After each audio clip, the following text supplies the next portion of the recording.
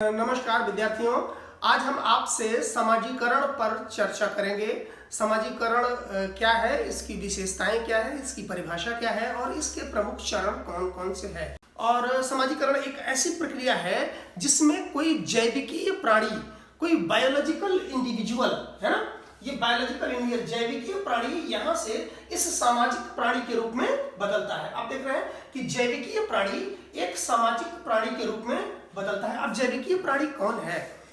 जब कोई भी बच्चा जन्म लेता है तो अपने जन्म के समय वो एक इतने पाउंड का, 2 पाउंड का, 4 पाउंड का एक मांस का, लोथड़ा मांस का पिंड जैसा होता है। उसमें और किसी जानवर के छोटे से बच्चे में कोई विशेष अंतर नहीं होता। दोनों की जो बायोलॉजिकल इंस्टिंक्ट है, जो जैविकीय अभिप्रेरणाएं हैं, वह एक सी होती हैं। दो के दोनों ही जब जन्म लेते हैं तो सिर्फ जीव होते हैं, ना उस पशु के बच्चे में पशुत्व के जो गुण हैं उनको परिमार्जित करने का या उनको उदात्तीकृत करने की कोशिश की गई है, और न ही यह मनुष्य के साथ किया गया है। लेकिन वह जो दोनों जीव हैं पैदा एक समान होते हैं, पैदा एक सी विशेषता के साथ होते हैं, लेकिन अंततः चल करके वो क्या बन जाते हैं कि मनुष्य का बच्चा जो है एक सामाजिक प्राणी के रूप में परिवर्तित हो जाता है, लेकिन जानवर का बच्चा जानवर रहता है। तो जो समाजीकरण है वह यही प्रक्रिया है जिसके अंतर्गत एक जैविकीय प्राणी को सामाजिक प्राणी के रूप में परिवर्तित या रूपांतरित किया जाता है। अब देखिए कि जो सोशियोलॉजी की जो सबसे जो प्रमुख विद्वान है, समाजशास्त्रीय प्राथमिक अवधारणा को परिभाषित करने वाले जो विद्वानों की श्रेणी है उसमें जो सर्वोच्च माने जाते हैं एच.एम. जॉनसन माने जाते हैं। तो एच.एम. जॉनसन ने इस समाजीकरण को परिभाषित करते हुए लिखा है कि socialization is learning that enables the learner to perform social role. यानी कि समाजीकरण यह सीख की एक प्रक्रिया है, वह प्रशिक्षण है जो सीखने वाले को सामाजिक भूमिका का निर्वाह करने में सक्षम बनाता है। इसका मतलब क्या हुआ? इसका मतलब यह है कि समाजीकरण एक प्रक्रिया है, एक प्रोसेस है, लेकिन वो किस चीज का प्रोसेस है कि वह जो जैविकीय प्राणी के रूप में बच्चा जन्म लेता है उसको प्रशिक्षित किया जाता है, उसको ट्रेनिंग दी जाती है, वह धीरे धीरे सीखता है। किसको सीखता है? अपनी सामाजिक भूमिकाओं को। इन सामाजिक भूमिकाओं को सीखता है और उनको निभाने में, उनको अदा करने में सक्षम हो पाता है। यही समाजीकरण की प्रक्रिया है। समाजशास्त्र के प्रमुख विद्वान है टालकट पार्सन्स। टालकट पार्सन्स बताते हैं कि समाजीकरण क्या है। वह समाजीकरण को इस रूप में वो बताते हैं कि समाजीकरण जो है सांस्कृतिक मूल्यों का आंतरीकरण है। सांस्कृतिक मूल्य, आप जान रहे हैं आपकी संस्कृति में जो आपकी इच्छाओं और लक्ष्यों को जिनको समाज स्वीकृति और मान्यता प्रदान कर देता है, दरअसल वही सांस्कृतिक मूल्य लास्ट में बन जाते हैं। और जब आप इनको इंटरनलाइज करते हो, इंटरनलाइज मतलब आंतरिकृत, यानी अपने अंदर उतारते हो, ये आंतरिकरण है, इंटरनलाइजेशन की प्रक्रिया है। तो पार्सन्स कहते हैं कि यह जो है समाजीकरण की प्रक्रिया इन सांस्कृतिक मूल्यों के आंतरिकरण की प्रक्रिया है। अब आप जानिए कि जिसे मैं कह रहा हूं कि जब मनुष्य का बच्चा जन्म लेता है तो वह जैविकीय प्राणी होता है। जैविकीय प्राणी होने का मतलब क्या है ना?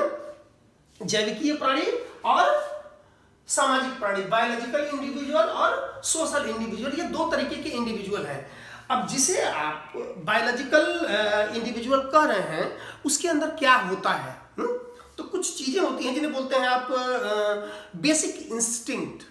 इसको समाजशास्त्र में, मनोविज्ञान में बेसिक इंस्टिंक्ट को मूल अभिप्रेरणाएं हिंदी में बोलते हैं।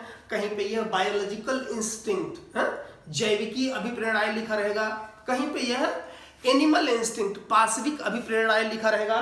तो कुल मिलाकर के मतलब इनका यही है कि यह मूल अभिप्रेरणा है। कोई भी बच्चा, चाहे वो पशु का है चाहे वो मनुष्य का है, जब वो पैदा होता है तो उसके अंदर कुछ अभिप्रेरणाएं, कुछ इंस्टिंक्ट होती हैं जो उसके अंदर होती हैं, जीव होने के कारण होती हैं। वो मनुष्य के बच्चे में भी समान होती हैं और पशु के बच्चे में भी समान होती हैं। ये मूल अभिप्रेरणाएं है क्या? अब आप देखिए, ये मूल अभिप्रेरणाएं जो पहली है आपकी, ये आहार है, दूसरी निद्रा, तीसरा भय, चौथा मैथुन। आहार, निद्रा, भय, मैथुन, food, sleep, fear and sex. ये चारों की चारों अभिप्रेरणाएं या बेसिक इंस्टिंक्ट मनुष्य के बच्चे में भी होती हैं और जानवर के बच्चे में भी होते हैं। तो ये जो पार्श्विक प्रेरणाएं थी, जो ये एनिमल इंस्टिंक्ट थी, बायोलॉजिकल इंस्टिंक्ट थी, बेसिक इंस्टिंक्ट थी, सोशलाइजेशन क्या करता है, इनका उदात्तीकरण करता है, सब्लिमेशन। सब्लिमेशन या उदात्तीकरण का मतलब होता है कि किसी व्यक्ति के अंदर मौजूद किसी बिल्कुल प्राकृतिक बेसिक प्रेरणा को, इंस्टिंक्ट को धीरे धीरे उसको विनम्रता में या समाज के हेतु उपयोगी वह किस तरह से हो सके इस कैटेगरी में ढाल देना, यह उदात्तीकरण है। यानी हिंसक को थोड़ा कम हिंसक बनाना। जो आपने आहार, निद्रा, भय, मैथुन ये 4 देख रखे थे ना, तो जैविकीय प्रेरणा क्या है कि जब जानवर के बच्चे को भूख लगती है तो वो खाना खाता है, और खाना खाने के लिए वो किसी दुकान पे नहीं जाता, अपनी माँ से नहीं मांगता, उसके सामने जो आता है छीन झपट के जैसे खा लेता है। निद्रा के साथ यही है कि जब वो थक जाता है तो वो सो जाता है। भय के साथ ये है कि कोई भी बहुत विकृत चीज, विकृत आवाज सुनता है आदमी तो डरता है, यही जानवर के साथ भी होता है। और सेक्स का क्या है, सेक्स एक शारीरिक इच्छा है, वह मनुष्यों में भी जागती है और जानवरों में भी जागती है, लेकिन जानवर उसको जिस तरह से पूरा करता है मनुष्य उस तरह से पूरा नहीं करता। यानी यह सारी चीजें जो आपकी पार्श्विक प्रेरणा है, एनिमल इंस्टिंक्ट है, बेसिक इंस्टिंक्ट है, इसको आप उदात्त बनाते हैं, इसको आप विनम्र बनाते हैं। यानी इनको किस तरीके से पूरा करना है, समाज के नियमों के अनुसार किस तरीके से इनको ढालना है, यही सामाजिकरण है। अब आप आइए सामाजिकरण की विशेषता में। तो सामाजिकरण की विशेषता में आप आएंगे तो पहली विशेषता देखिए आपके, सामाजिकरण क्या है, सामाजिक सीख की प्रक्रिया है ना। सामाजिक सीख की प्रक्रिया मतलब socialization is a learning process, जिसमें कि आप संस्कृति को सीखते हैं, व्यवहार को सीखते हैं, भूमिका अदा करना सीखते हैं, परिवार के सदस्यों के साथ कब कहाँ किस तरीके का आचरण करना है, यह सारी चीजें सीखते हैं। और ये जो सीखने की प्रक्रिया है आप लोगों के अनुकरण द्वारा सीखते हैं, लोगों के व्यवहारों के विवेचना द्वारा सीखते हैं। जब आपको इस सामाजिकरण के सिद्धांत बताएंगे हम, C.H. कूले का आत्मदर्पण का और मीट का मैं मुझे का सिद्धांत तथा फ्राइड का अहम और ईगो, ये सिद्धांत जब बताएंगे तो हम आपको बताएंगे किस तरह सीखता है। फिलहाल यह सिंबॉलिक इंटरेक्शनिज्म का मामला है, प्रतीकात्मक अंतःक्रियावाद। समाजशास्त्र की उच्चतर कक्षाओं में जब आप पहुंचेंगे एमए में तो आपको प्रतीकात्मक अंतःक्रियावाद, सिंबॉलिक इंटरेक्शनिज्म पढ़ाया जाएगा, जिसके बारे में थोड़ी सी चर्चा मैं जब कूले और मीट की बात बताऊंगा, सिद्धांत बताऊंगा तो आपसे करूंगा। तो पहली चीज क्या होगी कि सामाजिकरण सीख की प्रक्रिया है। आप रोल्स को सीखते हैं, अपनी भूमिकाओं को सीखते हैं, क्या करना है क्या नहीं करना सीखते हैं। दूसरा अनुकरण की प्रक्रिया है, इमिटेशन जिसको कहते हैं, कि छोटा सा बच्चा क्या करता है कि वह आप उसको उपदेश कुछ देते रहिए, उससे बताओ कि आग मत छू, है ना, लेकिन वह आग मत छू ये कहने पर नहीं जाता, आपको छूता देखता है तो वो छूता है। आप इसको मोबाइल के साथ ले लीजिए कि आपका बच्चा मोबाइल में सिर्फ इसलिए उलझा रहता है कि आप जो है मोबाइल में उलझे रहते हो। किसी भी परिवार में अगर बच्चे के सामने माँ बाप ने सिर्फ किताबें पढ़नी शुरू कर दी, माँ बाप 24 घंटे हमेशा एक किताब लेकर के बैठे हुए हैं, तो धीरे धीरे बच्चा उसी की नकल करता है, वो किताब पढ़ना सीख जाता है। और मैंने इस चीज को आजमाया है, ये चीज देखी, ये प्रैक्टिकल में है ना, ये खाली सिद्धांत की बात नहीं है। तो बच्चा उपदेश से नहीं सीखता, बच्चा अनुकरण से सीखता है। आप कहें कुछ भी, लेकिन आप जो करते हैं बच्चा अनुकरण उसे करेगा। यानी आपके उपदेश नहीं, आपका आचरण ज्यादा महत्वपूर्ण होता है सामाजिकरण की प्रक्रिया में। तीसरी चीज है आत्म का विकास। आत्म मतलब होता है सेल्फ, सेल्फ मतलब होता है स्व। आत्म, स्व और सेल्फ ये तीनों एक चीजें हैं। भाषा के स्तर पर ये 3 रूप में प्रकट हो रही हैं। सेल्फ क्या होता है कि आपका आत्म, आपकी पर्सनालिटी में आप अपने बारे में क्या सोचते हैं। आप बहुत कमजोर आदमी हैं भावनात्मक स्तर पर, मानसिक स्तर पर, या बहुत मजबूत आदमी हैं, आपके अंदर सुपीरियरिटी कॉम्प्लेक्स है या आपके अंदर इंफीरियरिटी कॉम्प्लेक्स है, कि आप अपने आप को महत्वपूर्ण समझते हैं कि नहीं समझते हैं। यह सारी चीजें बालक, बच्चा समाज के साथ अंतरक्रिया करते वक्त सीखता है और इसी से उसकी पर्सनालिटी बनती है। आप बच्चे को डांटते रहिए तुम गधे हो गधे हो, धीरे धीरे उसका सेल्फ जो है गधे की तरह विकसित हो जाता है, उसके अंदर कॉन्फिडेंस नहीं रहता। तो आत्म का विकास इस समाजीकरण की प्रक्रिया में है कि किसी गधे को भी, किसी बहुत कमजोर बच्चे को भी पीठ ठोकते रहिए कि तुमसे अच्छा कोई नहीं कर सकता, तुमसे अच्छा कोई नहीं कर सकता, और धीरे धीरे वो अच्छा करने लगता है। तो इसका मतलब जो सेल्फ के डेवलपमेंट का प्रोसेस है, आत्म के विकास की प्रक्रिया है, वो इसी तरह से संपन्न होती है। तो समाजीकरण की प्रक्रिया में तीसरी चीज जो आपको मैंने बताई, ये क्या होता है, आपके आत्म या सेल्फ का विकास होता है। चौथी चीज लिख रखी है आपने, आजीवन प्रक्रिया। आजीवन प्रक्रिया मतलब ये सोशलाइजेशन जो है ये लाइफ लॉन्ग प्रोसेस है। ऐसा नहीं है कि बच्चा 2 दिन में सीख रहा है, 3 दिन में सीख रहा है, 1 दिन में सीख रहा है, छोटा बच्चा है तब सीख रहा है, किशोरावस्था में सीख रहा है, युवावस्था में सीख रहा है। दरअसल जो सीखने की प्रक्रिया है वह हमेशा चलती रहती है, और जो इसको छोड़ देता है, जो सीखना छोड़ देता है, वो बहुत अच्छा अपने आप को डेवलप नहीं कर सकता। तो आप ये मत कहिए कि हम 4 स्तर बताएंगे आपको, लेकिन उस 4 स्तर के बाद ऐसा नहीं कि समाजीकरण रुक जाता है। समाजीकरण उसके बाद भी चलता है, आपके वयस्कावस्था में चलेगा, प्रौढ़ावस्था में चलेगा, क्योंकि हम हमेशा कुछ ना कुछ सीखते रहते हैं। मैं आपके साथ इंटरेक्ट करता हूँ हर साल BA फर्स्ट ईयर के नए क्लास के साथ जब इंटरेक्ट करता हूँ तो मैं वह नहीं रहता जो 1 साल पहले रहता हूँ। BA फर्स्ट ईयर की उस क्लास से इंटरेक्शन के बाद मेरे अंदर भी कुछ परिवर्तन होता है, मैं कुछ सीखता हूँ। तो यह समाजीकरण की प्रक्रिया का चौथा लक्षण है। अब पांचवें भाई, संस्कृति का आंतरिकरण है ना, इंटरनलाइजेशन ऑफ कल्चर। मैंने आपको भी टालकट पार्सन्स की जब बताई परिभाषा, तो मैंने सांस्कृतिक मूल्यों का आंतरिकरण वह समाजीकरण को बताते हैं। तो दरअसल इस संस्कृति का, जो संस्कृति क्या है, एक सीखा हुआ व्यवहार है। संस्कृति क्या है, जो जीवन में कैसे हम जीते हैं, कैसे जीना है ना, जो हमारे अंदर जीती है वह संस्कृति है, जिसमें हम जीते हैं वह सभ्यता है। यह सबसे महत्वपूर्ण परिभाषा मैंने आपको क्लास में बता रखी है। और मजे की बात है कि जिस परिभाषा को मैं सबसे ज़्यादा महत्वपूर्ण कह रहा हूँ, समाजशास्त्र के किसी विद्वान ने नहीं दी है। यह हिंदी के विद्वान अज्ञे ने दी। उनका पूरा नाम सच्चिदानंद हीरानंद वात्स्याय। अज्ञे है वो संस्कृति को परिभाषित करते हुए कहते हैं कि जो हम में जीती है वह संस्कृति है, जिसमें हम जीते हैं वह सभ्यता है। तो जो हम में जीती है यानी आचार विचार व्यवहार आचरण संस्कार की परंपराओं को हम अपने अंदर जो उतार लेते हैं, जो हमारे अंदर जिंदा रहती है, यही संस्कृति होती है। तो संस्कृति की पांचवी विशेष समाजीकरण की पांचवी विशेषताएं हुई संस्कृति का आंतरिकरण, इंटरनलाइजेशन ऑफ कल्चर। छठवां है आपका गत्यात्मक प्रक्रिया। गत्यात्मक प्रक्रिया क्या है, डायनेमिक प्रोसेस है, गतिशील प्रक्रिया है, यह स्थिर नहीं है। स्थिर का मतलब कि ऐसा नहीं कि इसका एक सिलेबस है कि उसके अनुसार आपका समाजीकरण हो गया, उसके बाद सारी बातें खत्म हो गई। सिलेबस नहीं है, ये डायनेमिक है, ये लगातार चलती रहती है, ये लगातार आगे बढ़ती रहती है। अगली विशेषता मैंने लिखा है कि समाजीकरण की प्रक्रिया समय व स्थान सापेक्ष होती है। समय व स्थान सापेक्ष होने का मतलब सिर्फ इतना है कि जिसे आप समाजीकरण की प्रक्रिया कर रहे हैं, वह प्रक्रिया अलग अलग स्थानों पर, अलग अलग कालखंडों में अलग तरीके की विशेषताएं रखती है। जो समाजीकरण की प्रक्रिया के अंतर्गत भारत में, भारत के किसी हिस्से में बहुत आचरण के योग्य व्यवहार माना जाता है। मेघालय का कोई बच्चा हो सकता है कि उसके माँ बाप उसको सिखाना पसंद न करें। उत्तर प्रदेश के माँ बाप अपने बच्चे को जो सिखाना पसंद करते हैं, हो सकता है मेघालय वाला उसको सिखाना न पसंद करे। क्यों?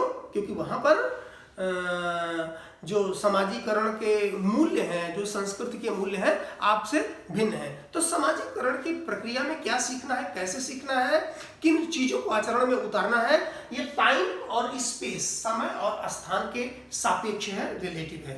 अब इसके बाद हम समाजीकरण के स्तर की चर्चा करते हैं, स्टेज ऑफ सोशलाइजेशन, समाजीकरण के स्तर। और हम H.M. जॉनसन द्वारा दिए गए 4 स्तरों की चर्चा करेंगे। तो H.M. जॉनसन समाजीकरण के 4 स्तर बताते हैं, और जिसका पहला स्तर है ओरल स्टेज या मौखिक स्तर। ओरल स्टेज या मौखिक स्तर जो है, आप देख रहे बोर्ड पे, ये जन्म से लेकर 1 से 1.5 साल तक चलता है। कि बच्चा जन्म लेगा, उसके बाद 1 से 1.5 साल तक यह प्रक्रिया चलेगी। और इसको जो फ्रायड है वो बोलते हैं कि यह प्राइमरी आइडेंटिफिकेशन है। प्राइमरी आइडेंटिफिकेशन, ये प्राथमिक तादात्मीकरण, यानी बच्चा स्वयं को घर के सदस्य या एक ही सदस्य है जिससे वो जोड़ करके देखता है। इस मौखिक अवस्था या ओरल स्टेज में वो उसकी माँ है, माँ, और उसमें है ना, जॉनसन कहते हैं कि mother and infant are merged, merged मतलब माँ और बच्चा दोनों एक दूसरे में गुथ जाते हैं, इन दोनों में कोई भेद नहीं रहता। बच्चे के लिए अपने में और माँ में कोई भेद नहीं रहता, बच्चा माँ से ही परिचित होता है और किसी दूसरे से नहीं पहचानता परिचित होता।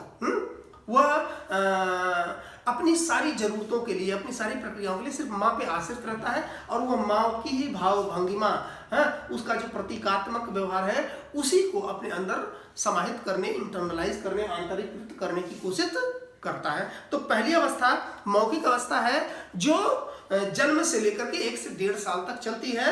यह प्राइमरी आइडेंटिफिकेशन या प्राथमिक तादात्म्यकरण की अवस्था है, और यह माँ और बच्चे दोनों एक से होते हैं। बच्चे के लिए माँ कोई दूसरी एंटिटी नहीं होती। दूसरी स्टेज आपकी जो है ये एनल स्टेज है, इसको बोलते हैं शौच अवस्था। किसी किताब में गुदा अवस्था भी दी है, कहीं शैशव अवस्था भी दी है, लेकिन अंग्रेजी वाला याद रखेंगे तो आपको समाजशास्त्र को समझने में आसानी होगी कि कहीं कोई शौच, गुदा, शैशव कुछ भी दिखे, आपने एनल स्टेज याद करके रखनी है। यह 1 से 5 साल से लेकर के 1.5 से लेकर के, है ना, ये 1.5 लिखा, 1.5 1.5 साल से लेकर के 3-4 वर्ष तक चलती है। इसमें बच्चे को जो माँ ट्रेनिंग देती है ना, एक वीनिंग की प्रक्रिया है, प्रोसेस है। वीनिंग मतलब कि बच्चा अभी तक सिर्फ माँ के दूध पर आश्रित रहता है, स्तनपान से ही उसकी भूख मिटती है, तो माँ धीरे धीरे उसको स्तन त्याग का प्रशिक्षण देती है कि किस तरह से वो माँ के दूध पर आश्रित न रहे, बाहर की चीजों पर वो आश्रित हो। दूसरी चीज ये है कि ये है जो शौच का प्रशिक्षण, इसको बोलते हैं टॉयलेट ट्रेनिंग, है ना, कि बच्चा कब कहाँ मूत्र त्याग कर सकता है, कब कहाँ वह अपनी प्राकृतिक जरूरतों को संपादित कर सकता है, इसको लेकर के भी उसको प्रशिक्षण देने की कोशिश की जाती है। इसको बोलते हैं वो कि जो समाजशास्त्र में बताते हैं कि इसको ये पर्सनल हाइजीन की ट्रेनिंग है, जो टॉयलेट ट्रेनिंग है और स्तन तक, ये सारी चीजें क्या है कि बच्चे को एक व्यक्तिगत रूप से स्वास्थ्य के लिए अनुकूल व्यवहार कौन सा है उसकी भी ट्रेनिंग इसी प्रक्रिया के अंतर्गत होती है। इस प्रक्रिया में बच्चा माँ के अलावा जो परिवार के अन्य सदस्य हैं उनके साथ थोड़ा सा आइडेंटिफिकेशन करना शुरू करता है, अपने आप को जोड़ना शुरू करता है। अभी बाहर वालों का नंबर बहुत ज्यादा नहीं आता।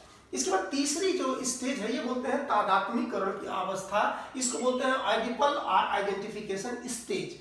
अब इसको आइडिपल स्टेज बोलते हैं। आइडिपल के बारे में बताता हूँ कि 4 से 12 साल से 13 साल तक ये चलता है। 4 साल से शुरू हो जाएगा और 12-13 साल तक चला जाएगा। मनोवैज्ञानिक इसे आदिपल संकट काल कहते हैं। आदिपल संकट काल क्या है? आदिपल संकट काल को आपके समझिए कि ये जो है 2 तरीके के कॉम्प्लेक्स होते हैं बच्चे के अंदर, एक होता है आदिपल कॉम्प्लेक्स, एक होता है इलेक्ट्रा कॉम्प्लेक्स। तो आदिपल कॉम्प्लेक्स और इलेक्ट्रा कॉम्प्लेक्स जो शब्दावली है ये ग्रीक माइथोलॉजी से आती है, ग्रीक साहित्य से आती है। वहां में आदिपल को लेकर के एक कथा प्रचित है कि जो ग्रीक साहित्य है उसमें अनजाने में जो आदिपस है इसने अपनी माँ से विवाह कर लिया था, और जो इलेक्ट्रा है इसने अनजाने में अपने पिता के साथ शारीरिक संबंध स्थापित किया था। तो जो इसको आइडिपल स्टेज कहने का ये है कि इसको बोलते हैं कि ये बहुत संकट काल है ना, संकट की अवस्था है। क्यों अवस्था है? क्योंकि यह उम्र ऐसी होती है जो 4-5 से 12-13 साल तक मैंने बताया कि उम्र ऐसी होती है जिसमें बच्चे का रुझान, अगर वो लड़का है तो उसका माँ की तरफ होता है, और अगर वो लड़की है तो उसका पिता की तरफ होता है। तो इस उम्र में जो लड़का है माँ से पूरा अटेंशन चाहता है, अगर वो अटेंशन नहीं मिलता तो वह जो है माँ जिसको दूसरा अटेंशन देती है, मतलब बच्चे को माँ अटेंशन देती है, लेकिन पुत्र को उतना अटेंशन नहीं मिलता जितना उसके पिता को मिलता है। तो बच्चा अपनी माँ के प्रति आसक्त होता है, यानी पुत्र है, लड़का जो है अपनी माँ के प्रति आसक्त होता है, तो पिता से थोड़ी सी शत्रुता हो जाती है उसकी, है, पिता का वो दुश्मन मानने लगता है, क्योंकि उसे लगता है मेरा समय जो है पिता को दिया जा रहा है। और ये चीज लड़की के साथ है कि लड़की जो है अपने पिता पर आसक्त होती है, अपने पिता के प्रति ज्यादा रुचि लेती है। तो जब पिता माँ में रुचि लेता है तो उससे थोड़ा सा शत्रुता का भाव होता है। ये कहते हैं कि ये थोड़ा सा मतलब बहुत कॉम्प्लेक्स स्टेज है, इसीलिए इसको बोलते हैं कि आदिपल एंड इलेक्ट्रा कॉम्प्लेक्स। हिंदी में इसको मातृरथ और पितृरथ बोलते हैं। तो इसको आप जानिए कि आदिपस और इलेक्ट्रा कॉम्प्लेक्स क्या है। ये यही है जो ग्रीक साहित्य में वर्णित किया गया है। मनोवैज्ञानिक इसको कॉम्प्लेक्स के रूप में देखते हैं। अब आपका जो चौथा स्टेज है ना, वो क्या है? किशोरावस्था है। चौथा स्टेज आपका किशोरावस्था है। और किशोरावस्था जो है, किशोरावस्था को हमारे समाज में संक्रांति काल बोला जाता है ना। संक्रांति काल यानी ट्रांजिशन फेज, है ना। इसको वयः संध की वेला बोला जाता है कि बच्चा जो है बचपन से निकल के युवावस्था की दहलीज पे खड़ा है, युवा नहीं हुआ है ना। इसमें बच्चे के अंदर बहुत सारे शारीरिक परिवर्तन होते हैं, हार्मोनल चेंज होते हैं, और यही उम्र होती है जिसमें बच्चा सबसे ज़्यादा क्या करता है, वो थोड़ा सा डिरेल हो सकता है, किसी दूसरी के प्रभाव में आ सकता है, नशे के प्रभाव में आ सकता है, बहुत सारी जो बुराइयां हैं उनके संपर्क में आ सकता है, क्योंकि यह ट्रांजिशन पीरियड है, यह संक्रमण काल है ना। कि इस समय बच्चे के अंदर जो परिवर्तन है वो अपने शरीर को लेकर के और दूसरे शरीर को लेकर के थोड़ा जिज्ञासु होता है। शरीर में होने वाले परिवर्तनों को लेकर के समाज उनसे जिस तरह की अपेक्षा कर रहा है, और उनसे 2 साल बाद, 4 साल बाद, या बड़े वाले बच्चे से जो अपेक्षा कर रहा है, इन सारी चीज़ों का आकलन करने के बाद बच्चे के अंदर बहुत सारे कॉम्प्लेक्स होते हैं, हाँ? कि वो नौजवान होने की प्रक्रिया में होता है, तो समाज का अपने प्रति व्यवहार, हाँ, और समाज के साथ अपना व्यवहार, दोनों को बहुत तालमेल स्थापित नहीं कर पाता। तो इसलिए यह बहुत एक डेलिकेट टाइम है माँ बाप के लिए, समाज के लिए, कि बच्चे को इस समय बहुत सावधानी पूर्वक व्यवहार किया जाए। तो ये किशोरावस्था है। जो एच.एम. जॉनसन की चौथी अवस्था है, वो बताते हैं कि इस चौथी अवस्था को ही समाजीकरण की अंतिम स्टेज एच.एम. जॉनसन मानते हैं, लेकिन वो कहते हैं कि इसके बाद रुकता नहीं है, इसके बाद वयस्क अवस्था भी आती है, प्रौढ़ावस्था भी आती है, वृद्धावस्था भी आती है। हमेशा यह समाजीकरण का जो प्रोसेस है ये चलता रहता है। अब इसमें इतना ही समझना है, आपके जो रॉबर्ट बीरस्टीड है, सोशल आर्ट, उनकी बुक है, इन्होंने समाजीकरण के बारे में अपना विचार व्यक्त करते हुए उन्होंने एक सूत्रवाक्य बताया कि personalities do not come readymade, है ना। कि समाजीकरण की प्रक्रिया के द्वारा व्यक्तित्व का निर्माण होता है। जिसे हम व्यक्तित्व कहते हैं, जिसे हम पर्सनालिटी कहते हैं, वो रेडीमेड नहीं आती, किसी दुकान से नहीं आती। आप अचानक उसको खरीद नहीं सकते, अचानक उसको प्राप्त नहीं कर सकते। तो आप इतना ही है कि समाजीकरण जो है एक ऐसी प्रक्रिया है जिसमें एक जैविकीय प्राणी को सामाजिक प्राणी के रूप में रूपांतरित किया जाता है। इसके अगले चरण में हम समाजीकरण के सिद्धांत पढ़ेंगे। धन्यवाद।